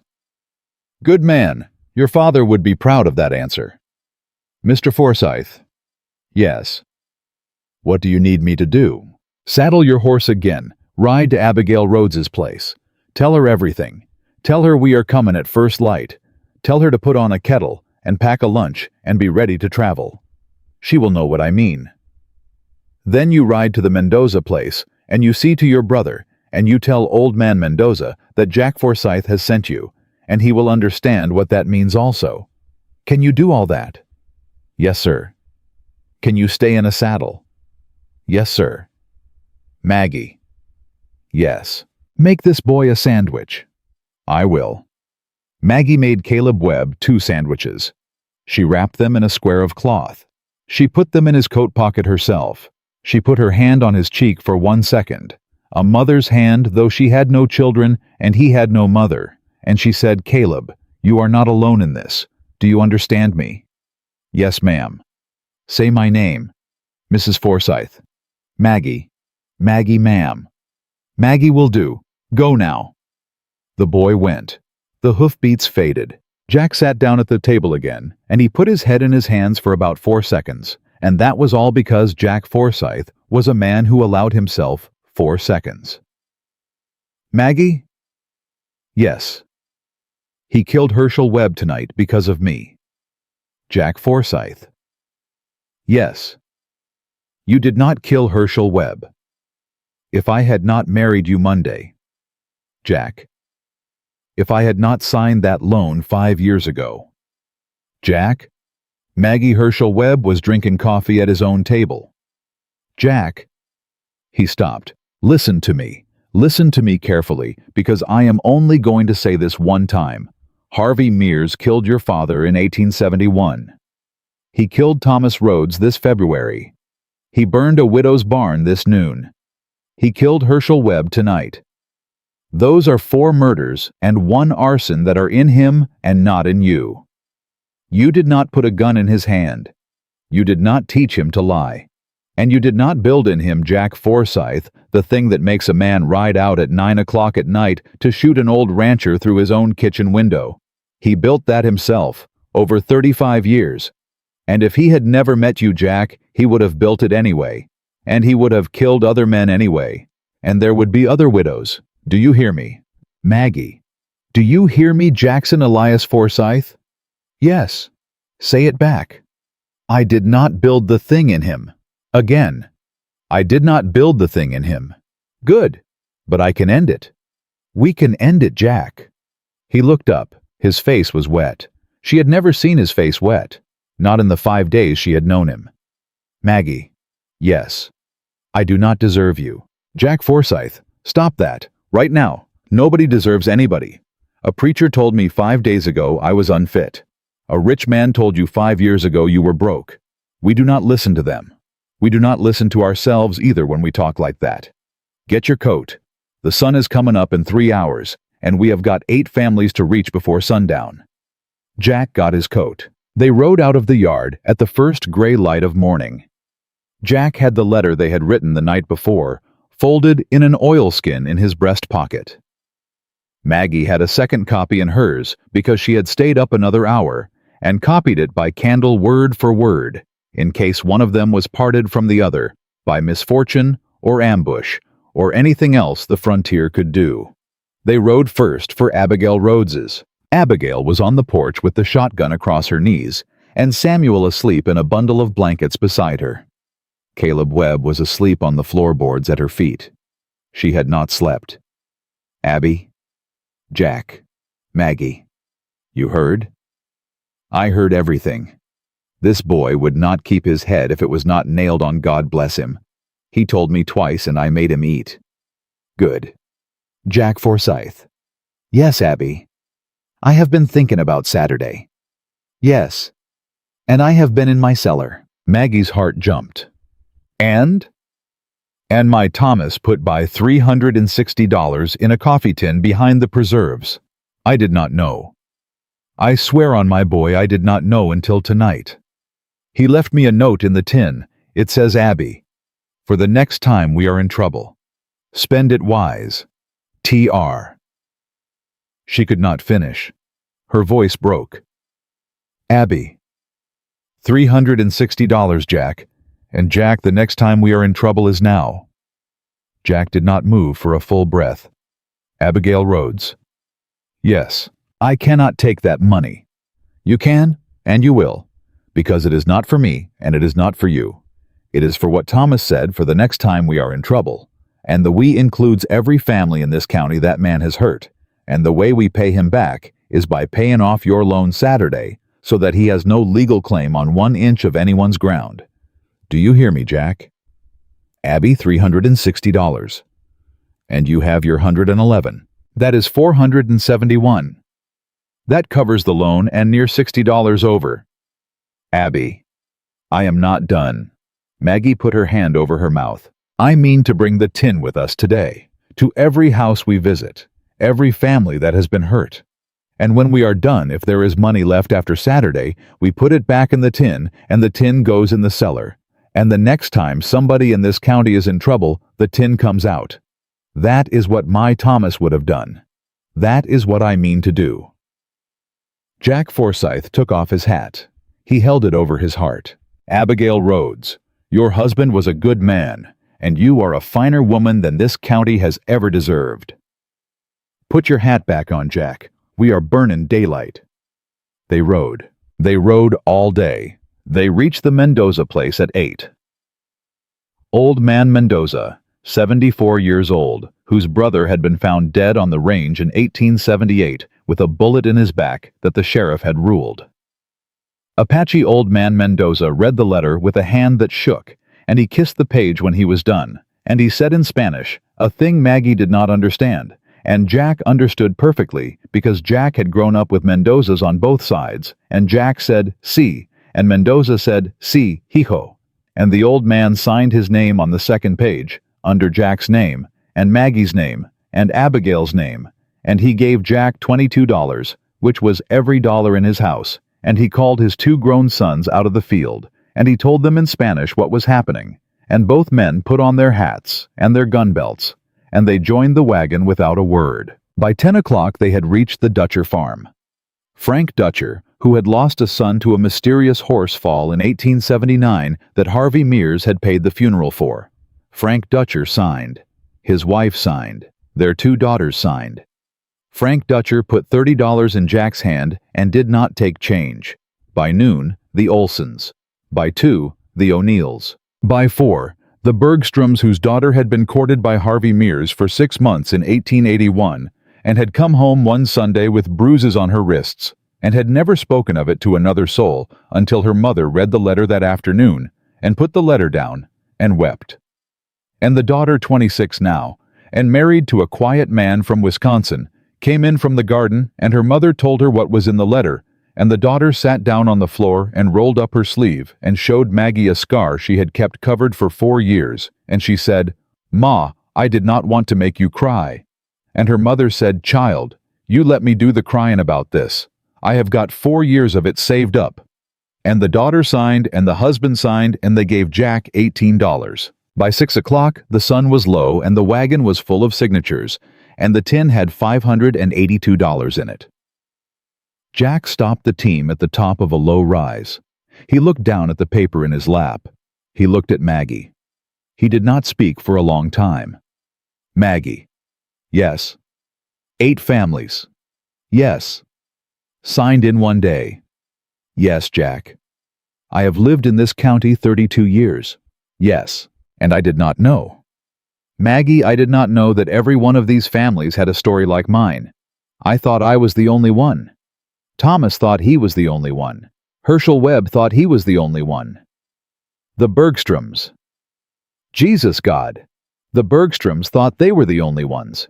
14 years that man has gone house to house, taken one at a time, because he knew that if he took them one at a time, nobody would ever compare notes. Yes, Jack. And we compared notes today. Yes. In one day, Maggie. Yes, Jack. I need to stop the wagon a minute. Stop the wagon, Jack. He stopped the wagon. He put his head down on the reins. His shoulders shook twice. Maggie put her hand on the back of his neck, and she held it there. Cry, Jack. You have 14 years of it. He cried. She did not count how long. Maybe a minute, maybe 3. Then he sat up and he wiped his face with his sleeve, and he picked up the reins, and he said, steady as stone, "Home, Maggie. We have one more signature to get tonight." Whose? Hiram Parnell's, and a notary seal on every page of this letter, and a copy locked in his safe, and a second copy in a saddlebag ridden to Denver in the morning. Who rides to Denver, Jack? Caleb Webb. Is he up to it? He is up to it. He has just ridden 300 miles in his head tonight. He can do 200 more on a horse. They reached home at 9. Hiram Parnell came from Willow Creek at midnight in a buggy roused by the Mendoza boys riding with a lantern on a pole. He read the letter. He read it twice. He read every signature. He took off his spectacles and he set them on the table. Jack. Yes, Hiram. Son. Yes. I have been the law in Willow Creek 31 years. I have seen a great many things. I have not seen a day like this one, not in 31 years. No, Hiram. You understand what you are doing. Yes, Hiram. Tomorrow morning Harvey Mears is going to ride up to this porch with a piece of paper in his hand. Yes. And you are going to hand him a different piece of paper. Yes. And he is going to have a choice. Yes. Pay his debts or pay a rope. Those are the choices he has left us, Hiram. We have not made them for him. Hiram Parnell took out his seal. He pressed it on each page. He signed every signature as witness. He took a second sheet and he wrote out a duplicate in his own spidery hand, because he was a man who believed in redundancy, and he sealed that one also. Caleb Webb. Yes, sir. Son, I knew your father when he was your age. Yes, sir. You ride to Denver at first light. This envelope goes to Territorial Marshal J.B. Henderson. Personal hand only. Not his deputy, not his clerk, his hand. You understand me? Yes, sir. You do not stop for anything but water and fresh horses. You do not eat at taverns. You do not sleep at wayside houses. You keep to the main road and you ride in daylight. There is $40 in the envelope for your trouble. If anybody stops you on the road, you do not draw. You ride. You are faster than you are brave tonight. You understand me?" "Yes, sir." "Look at me, son." Caleb Webb looked. "Your father would be a proud man tonight." Caleb Webb's face crumpled, and he pressed his knuckles to his mouth, and he nodded once, and Hiram Parnell, who had known him since he was a babe on his mother's hip, reached across the table and gripped his shoulder one time hard. "Go to bed, son. 3 hours. Then ride." They slept what they could. Nobody slept well. At 4:30, Maggie was awake and dressing. At 5, she was cooking. At 5:30, Caleb Webb was on his horse with the envelope in his breast pocket and the saddlebag cinched hard, and Jack Forsyth stood in the yard with his hand on the bridle and said, "Ride, son. Ride the way your father rode home from Laramie when he was 16 years old, and do not look back." Caleb Webb rode. Webb. At 6, the Mendoza boys came up the road from the south with 11 rifles between the 2 of them and 3 of their cousins. At 6:30, Frank Dutcher came up from the east with his son-in-law and 2 hired men.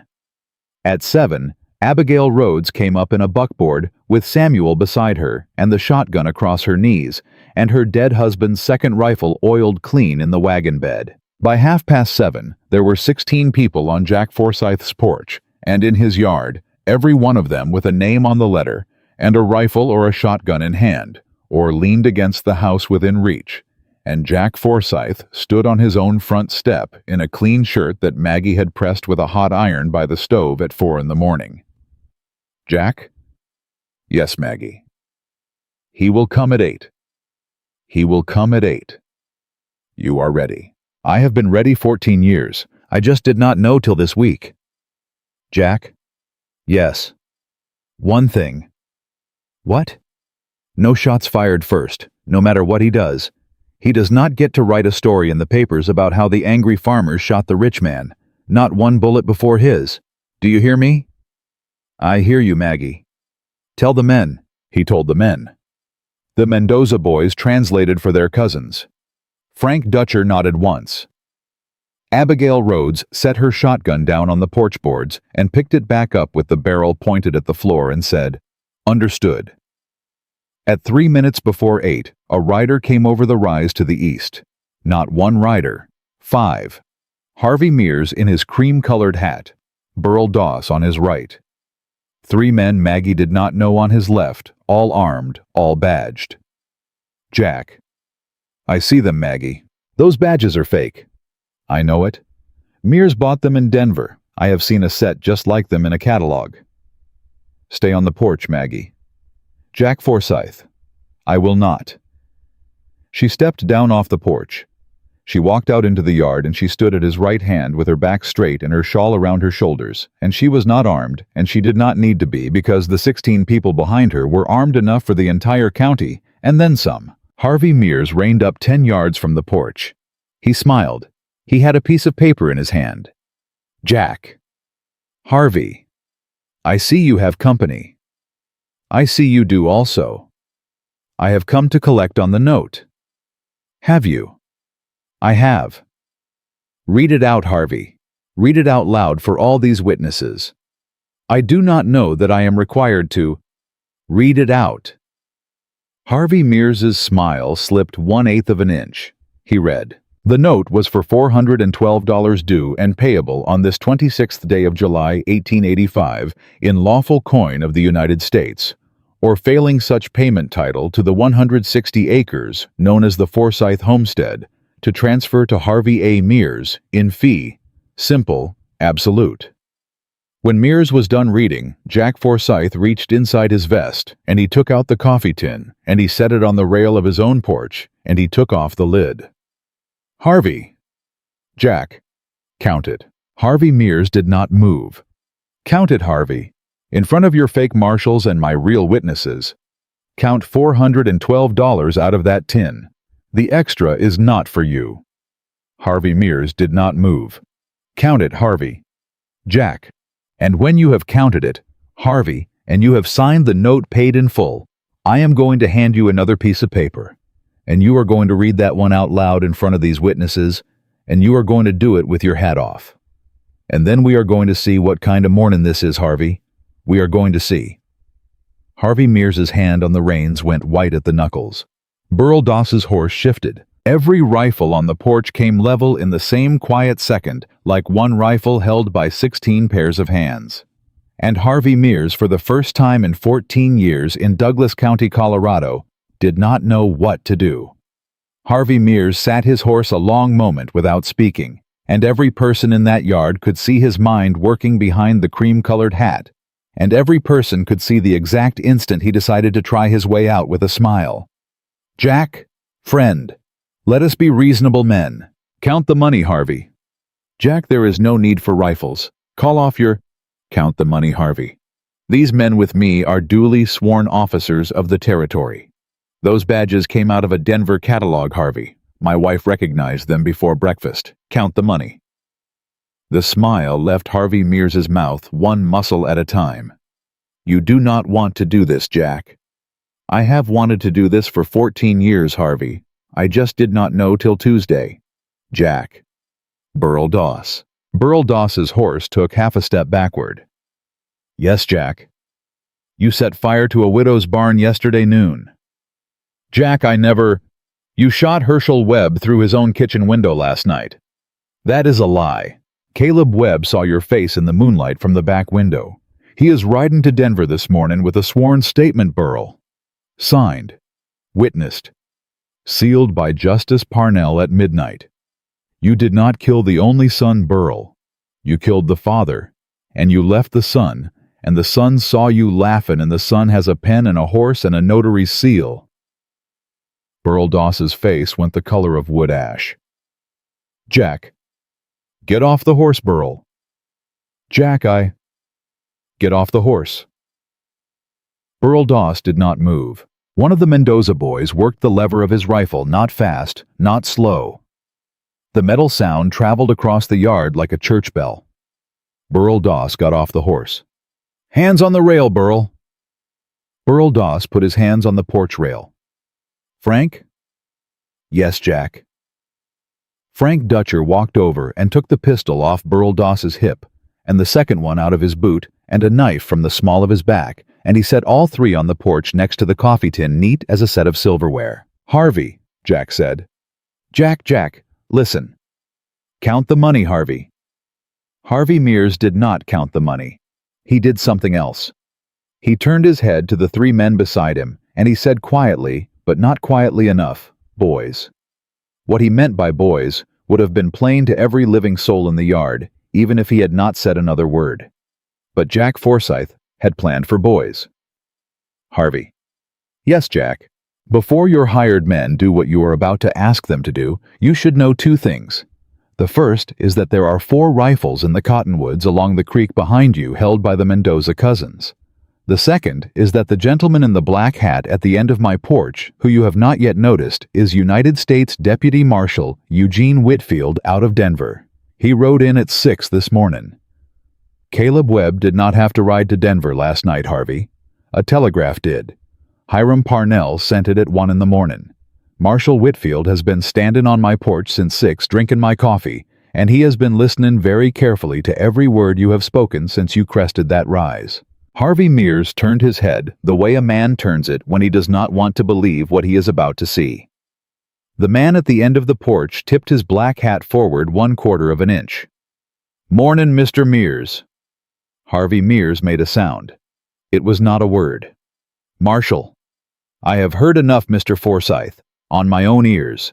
Besides what I have read in the affidavit, you may proceed with your business, sir. I will stand here and watch it done." "Thank you, Marshal." "A pleasure, Mr. Forsyth." Jack turned back to Harvey Mears. "Count the money, Harvey."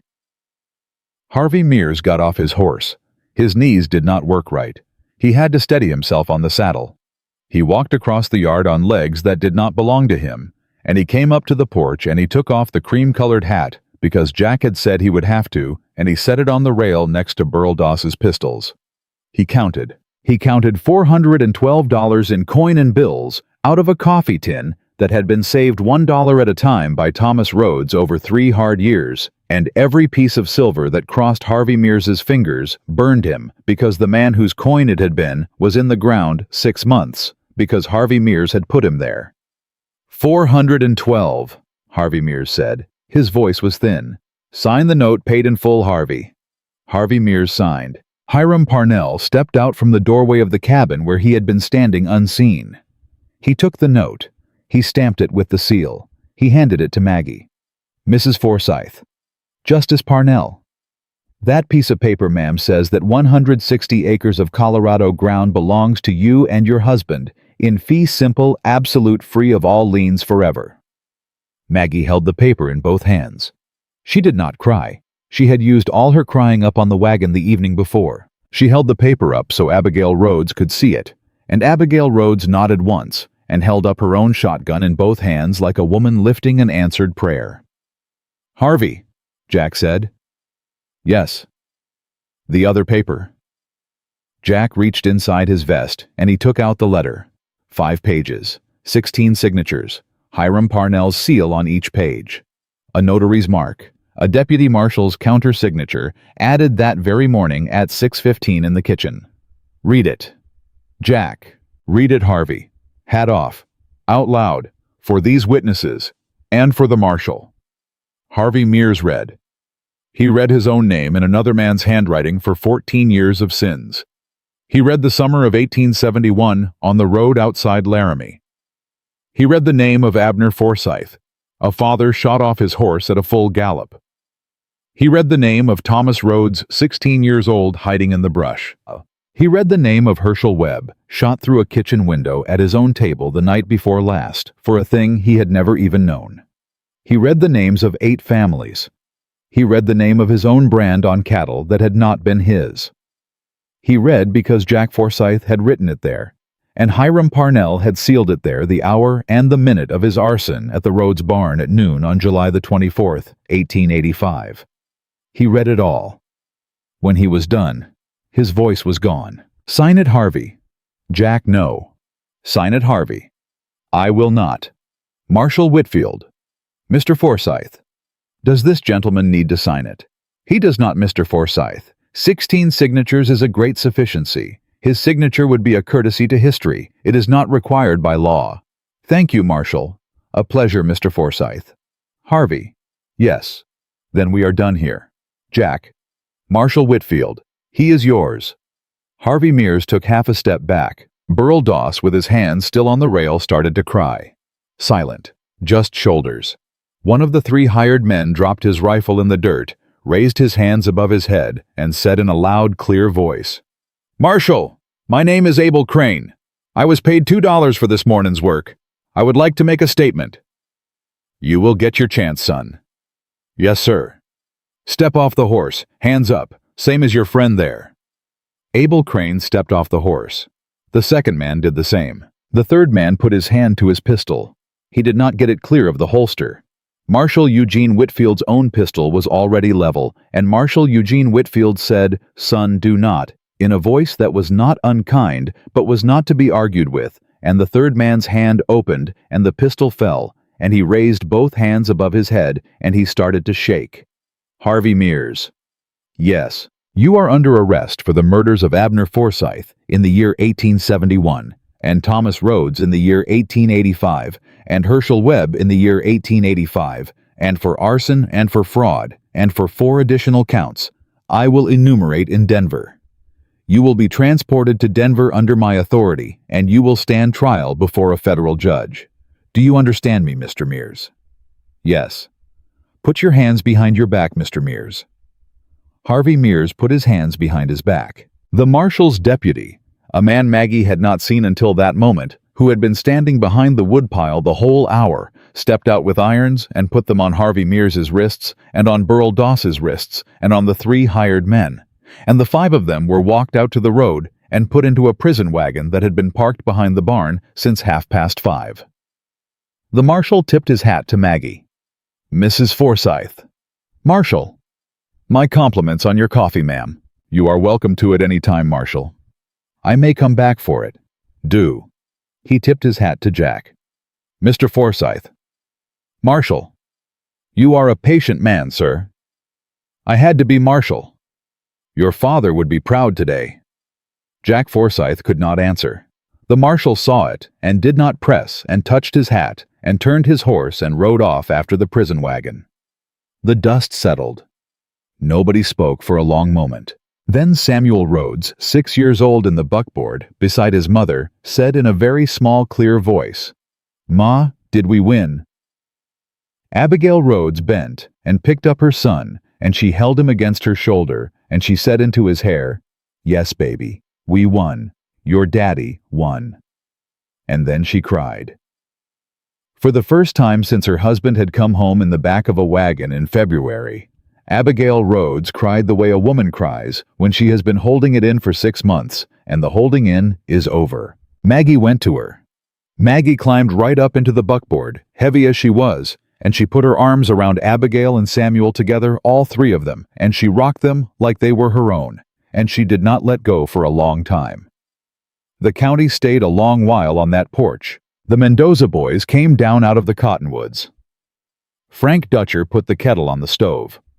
The Bergstrom daughter, who had shown Maggie a scar the afternoon before, brought out a pie she had baked at 4 that morning because she had known in her bones that a day like this one would need a pie at the end of it.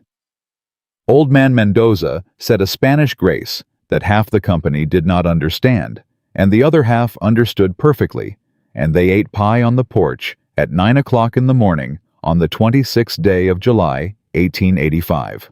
Hiram Parnell clapped Jack on the shoulder at 10. "Son?" "Hiram, I have got to ride back to Willow Creek. There is paperwork the size of a hayloft coming my way this week." "I know it.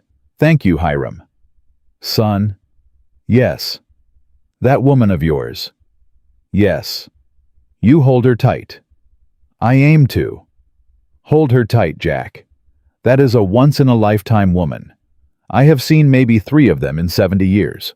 My own wife was one. The other 2 I did not have the good sense to marry. Hold her tight." "Yes, Hiram." "Good man." Hiram Parnell got in his buggy, and he drove off, and Jack Forsyth watched him go with his hat in his hand. By noon the yard was empty except for Abigail and Samuel and Caleb Webb, who had come back from the edge of the Denver road once a messenger had ridden out at dawn to tell him the telegraph had done his job for him the night before. Caleb had slept 6 hours in the Bergstrom's hayloft and ridden back to eat pie, and he had eaten 2 pieces, and he had said nothing all morning. And now he sat on the porch step with Samuel Rhodes leaning against his knee, and the 2 of them, 25 and 6, watched a hawk circle over the creek. Maggie stood in the doorway of her cabin. Her cabin, free and clear. In fee, simple, absolute. Forever. Jack came up behind her. He did not touch her. He stood at her shoulder. "Maggie." "Yes. Monday morning I drove a wagon into Redemption to meet a woman I had never seen. I was angry. I was broke. I had a preacher aiming to humiliate me in front of the whole town, and a rich man aiming to take my land by Saturday. And I had $111 and no hope at all. I did not want a wife. I did not want anything. I wanted to drive back out and be alone until the end of my days." "I know." "And you stepped off a wagon?" "Yes." "And you picked up your own trunk?" "Yes. And here we are on the 26th of July, and my father is avenged 14 years late, and Abby's Thomas is avenged 6 months late, and Herschel Webb's boy is fed pie on my porch, and a United States Marshal has just ridden off with Harvey Mears in irons, and there is a paper in your hand that says this ground is ours." "Yes, Jack." "I did not do any of that." Jack Forsyth. "I did not." "Jack, you rode for me in a Colorado street in front of a preacher who called me unfit. You lowered the rifle on Burl Doss's chest when you could have raised it. You signed a letter by candle at 2 in the morning, and you rode 8 farms in one day. You did plenty, Jack. Do not sit there and tell me you did not." Maggie. "Yes. I love you, woman. I know it. I loved you the minute you picked up that trunk. You told me that night. I will tell you every day. I will hold you to it." He turned her to face him, both hands on her shoulders the way he had done the night of the letter. But he did not stop there this time. He bent his face, and he kissed her. It was not a fancy kiss. It was a man in a creased shirt kissing his wife on the porch of a cabin he had almost lost 5 days into a marriage neither of them had expected to want. His hat was in his hand at his side. His thumb was at the edge of her jaw, and when he pulled back, he did not go far. Maggie Forsyth. Jack. I thank you. For what? For every minute of the last 5 days. Jack, we have got 50 years to go. Have we? Yes, Jack, we have. He closed his eyes. He pressed his forehead to hers. Just like that first night. Except this time, there was no quilt folded long between them, and there would not be another night when there was, and both of them knew it, and neither of them needed to say it. The summer went on. The roof got finished. The fence got finished. The roses came back. Maggie found a fourth one under the grass along the east wall, and by October it was putting out leaves. Caleb Webb took over his father's ranch. Old Man Mendoza sent a grandson to help. The 12-year-old brother came home from up the creek. Caleb put flowers on his father's grave every Sunday for a year, and then every month, and then every birthday, and then he married a Bergstrom cousin in 1887, and they had a son, and they named him Herschel. Abigail Rhodes did not remarry. She did not need to. She raised Samuel on her own ground free and clear with a new barn that Jack Forsyth and 4 Mendozas put up in a week. The coffee tin went back in the cellar behind the preserves. It came out twice more in the next 10 years. Once for a neighbor whose husband died of a stroke. Once for a family burned out in a prairie fire. Both times the tin went back fuller than it came out, because by then Douglas County had learned that Thomas Rhodes's tin was the county's tin. Harvey Mears was tried in Denver in September of 1885. Caleb Webb testified. Abigail Rhodes testified. Old Man Mendoza testified through a translator. The Bergstrom daughter rolled up her sleeve in front of a federal judge and did not look away once. Hiram Parnell read into the record in his own spidery hand a letter that had been signed by 16 people on a Colorado porch in July. Harvey Mears was hanged on a Tuesday in November.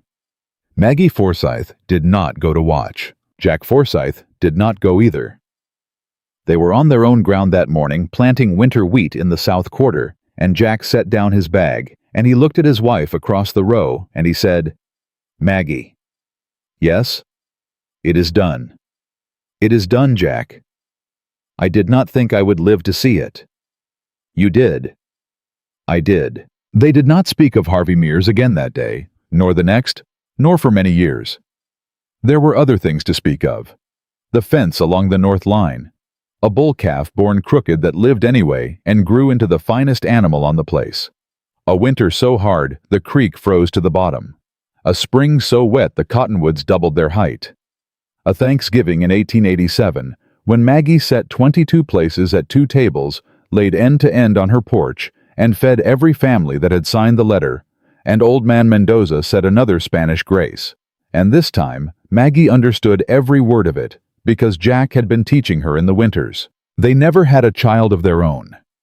Jack had been honest about the arrow in the San Juan tent, and the arrow had been honest about what it took from him, and there was no making it give back. But in the fall of 1889, a wagon came up the road from Redemption with a woman of 23 whose husband had died of pneumonia and who was carrying twins she could not feed. She had been told in Redemption that the Forsyths up Forsyth Creek sometimes took people in for a month or for a year, and sometimes the people stayed. She stood on the porch with 2 babies on her hip, and she said, "Mrs. Forsyth, I have nothing to give you but work." Maggie Forsyth, who had once stepped down from a wagon in a Colorado street in July and been called unfit before she had said a single word, looked at the woman on her porch, and she said, "Honey, you have got 2 babies and a pair of hands. That is more than enough. Come inside. There is a room at the back. It has roses under the window and a quilt on the bed. It has been waiting for you." The woman stayed 19 years. The babies grew up calling Maggie Mama and Jack Daddy, and when the elder of them married in 1908, he married in the yard of the Forsyth cabin under a cottonwood that had been planted on the day of Abner Forsyth's funeral in 1871. And Jack walked him to the bride because the boy's own father was 30 years in the ground, and Maggie stood with the boy's mother and held her hand, and they wept together, as women weep at weddings when they have earned the weeping. Jack Forsyth died in the winter of 1919 at the age of 69 in the bed his mother had died in, with his hand in Maggie's hand, and the quilt she had pieced for him in 1886 over his chest. He had been married 34 years. He had spoken the word love to one living soul in the second half of his life, and that soul was holding his hand when he went. His last words were not dramatic. "Maggie, I am here, Jack. Keep the roses." "I will." "Good." Then a pause. Then, hats on the peg. "I know it is Jack." "Good." And then he was gone. Maggie Forsyth lived another 11 years. She ran the ranch with the help of her adopted sons and their wives, and she was known from Willow Creek to the Laramie line as a woman you did not cross, and a woman you could come to, and both of those things were true of her, until the day she died, in 1930, at the age of 76. She was buried next to Jack under the cottonwood. The headstone said by her own instruction, carved 2 years before her passing, Margaret Ann Forsyth, 1854 to 1930. She picked up her own trunk. And below that, in smaller letters, the sentence she had written out in her own hand and given to the stonecutter with a $20 piece folded inside it. "A woman's worth is not what others decide. It is what she builds with her own 2 hands on ground she paid for, beside a man who tipped his hat to her first." That is the end of the story of Jack and Maggie Forsyth, who met in a Colorado street on a hot summer morning in 1885, and who were called unfit by a preacher, before either of them had spoken a word, and who built together out of 1 burning barn and 4 graves and $360 in a coffee tin. A life so full and so just and so fiercely their own that a whole county, 140 years later, still tells the tale. They were not rescued. They rescued each other. They were not given a life. They took one. And that, friends, is the only kind of life that ever truly belongs to anyone.